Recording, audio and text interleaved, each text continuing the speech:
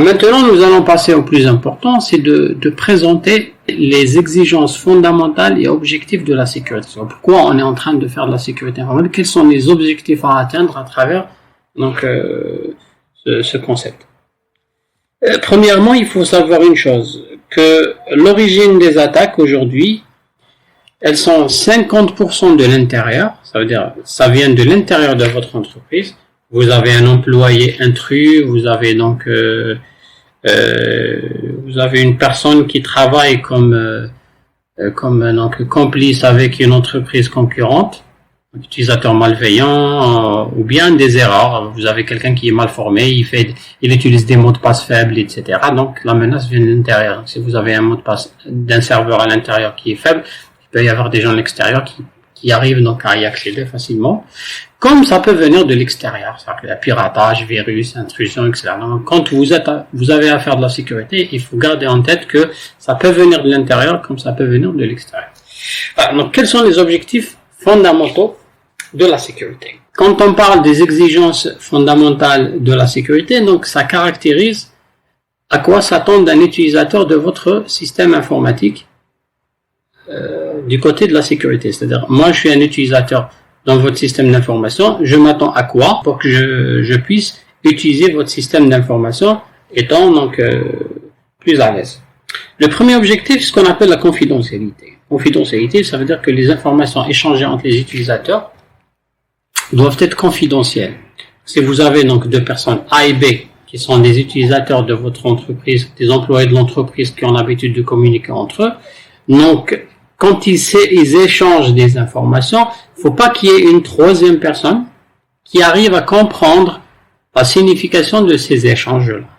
Donc, ces informations sont confidentielles, ça veut dire que uniquement les personnes autorisées peuvent comprendre et interpréter le sens de ces messages qui vont en aller-retour. Par exemple, eux, dans cet exemple, il va dire « je comprends rien de ce que A dit à B ». Ça veut dire quoi? Ça veut dire que les échanges sont confidentiels. La confidentialité, elle consiste à assurer que seules les personnes autorisées aient accès aux ressources échangées. Les ressources échangées, ça peut être des données, ça peut être des photos, ça peut être des vidéos, etc. Mais gardez en tête, la confidentialité consiste à garder incompréhensible une information pour quelqu'un qui est de l'extérieur ou qui n'a pas le droit de comprendre justement ces informations d'une entreprise. Le deuxième objectif, c'est l'intégrité. Alors l'intégrité, ce n'est pas éviter à une personne étrangère de comprendre, mais lui éviter à modifier une information. Donc, nous avons cet utilisateur qui envoie à l'autre « Hello Alice ». Il faut que le message, en étant chez le destinataire, soit toujours « Hello Alice ». Il ne faut pas qu'il y ait une modification sur le chemin. Donc, s'il y a eu une modification sur le chemin, ça veut dire que le principe de l'intégrité n'a pas été respecté. Dans notre cas, il va dire « j'arrive pas à modifier le message envoyé de cet utilisateur à cet utilisateur ». Pourquoi? Parce que le principe de l'intégrité, il est assuré. Donc, l'intégrité, c'est-à-dire garantir que les données sont bien celles que l'on croit être. Ça veut dire que ces données-là n'ont pas été modifiées sur un chemin ou lors d'un traitement. Donc, l'information n'a pas été modifiée entre sa création et son traitement. Le traitement, ça veut dire transfert. Donc, quand cet utilisateur va créer une information, il l'envoie au destinataire, il faut que le destinataire la reçoive comme elle a été créée chez la source. Si elle a été modifiée, ça veut dire que l'intégrité n'a pas été respectée. Le troisième objectif, c'est ce qu'on appelle la disponibilité, qui est un principe très très intéressant. Certes, vous avez un système d'information qui va subir plusieurs attaques de l'extérieur ou de l'intérieur. Quand on assure la disponibilité, ça veut dire que notre système doit continuer à fonctionner en permanence, même s'il reçoit des attaques de l'extérieur ou de l'intérieur. Si vous avez par exemple un serveur de messagerie qui permet aux employés de votre entreprise d'échanger des emails entre eux, donc même s'il va y avoir des attaques sur ce serveur-là, il faut que ce serveur continue toujours à fonctionner en mettant 2 serveurs, 3 serveurs qui prennent la relève à chaque fois, etc. Mais l'essentiel, c'est que votre système ne doit pas arrêter de fonctionner suite à une tentative d'attaque intérieure ou extérieure. C'est le principe de la disponibilité. Un autre objectif aussi important, c'est ce qu'on appelle la non-répudiation. Donc la non-répudiation, ça veut dire que votre système doit garantir qu'une transaction ne peut être niée. Qu'est-ce que ça veut dire ça? Si on a donc l'exemple suivant. Cet utilisateur a demandé de retirer de l'argent sur son compte bancaire. Après avoir récupéré son argent, il ne faut pas qu'il y ait la possibilité de dire « Ah, finalement, c'était pas moi qui a demandé de retirer de l'argent, c'était une autre personne qui a pris mon identité. » Donc, si ce scénario est possible, ça veut dire qu'on n'a pas assuré la non-répudiation.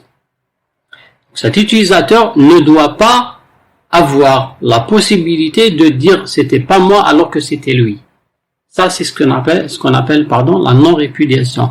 Donc, on assure ce principe de non-répudiation, par exemple, par ce qu'on appelle des signatures numériques. Signatures numériques, c'est-à-dire quand il fait une demande, il signe. Vous, quand vous allez récupérer votre bourse, par exemple, là, sur le chèque, vous allez signer et vous allez mettre votre carte d'identité pour dire que je suis la bonne personne.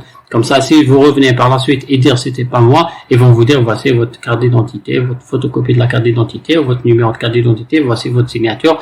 Vous pouvez pas nier parce qu'il y a toutes les informations qui prouvent que vous êtes la personne qui a donc effectué l'opération. Donc c'est ça l'objectif du principe de la non-répudiation.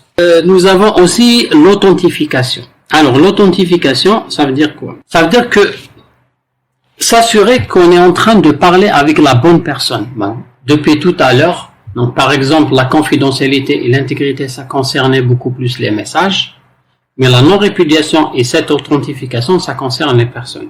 Dans notre exemple. Par exemple, Bob, il va se poser la question à un certain moment, il va dire, est-ce que vraiment je parle avec Alice? Parce qu'il peut y avoir une autre personne, Mallory par exemple, qui va prendre l'identité de Alice et qui va discuter avec Bob. Donc Bob doit avoir la possibilité qu'il parle avec la bonne personne. Dans notre exemple, c'est deux personnes qui communiquent, mais ça peut être une personne avec une machine. Comme on va le voir sur un autre exemple juste après. Donc l'authentification consiste à assurer que seules les personnes autorisées aient accès aux ressources. Ces ressources-là, donc ça peut être, comme je vous ai expliqué, un échange entre deux personnes, comme ça peut être une personne qui va sur un distributeur essayer de récupérer de l'argent. Donc là, il va utiliser sa carte magnétique avec un mot de passe qui va lui permettre de prouver au distributeur qu'il est la bonne personne parce qu'il est supposé être le seul à connaître le mot de passe. Ça peut se faire, c'est ce que vous faites aujourd'hui sur smartphone, soit avec le schéma, soit avec un code d'accès ou carrément avec une empreinte, donc votre empreinte pour pouvoir avoir accès à un ordinateur. Dans le premier exemple, l'utilisateur il utilise ce qu'il possède, qui est une carte magnétique.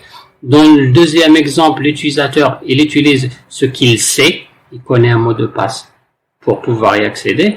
Et dans le troisième exemple, l'authentification elle est assurée par l'utilisateur par ce qu'il est, c'est-à-dire son empreinte, c'est lui-même, ça prouve au téléphone ou à un distributeur ou à un autre service qu'il est la bonne personne. Donc quand on essaie de prouver qu'on est la bonne personne, on parle de l'authentification.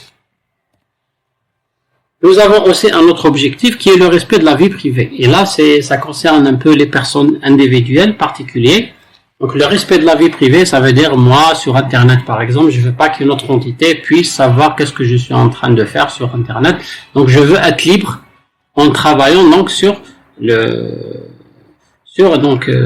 Internet ou sur mon ordinateur. Et bien sûr, nous avons beaucoup d'autres objectifs tels que l'admissibilité, l'utilité qu'on aura peut-être à voir en avançant dans le cours.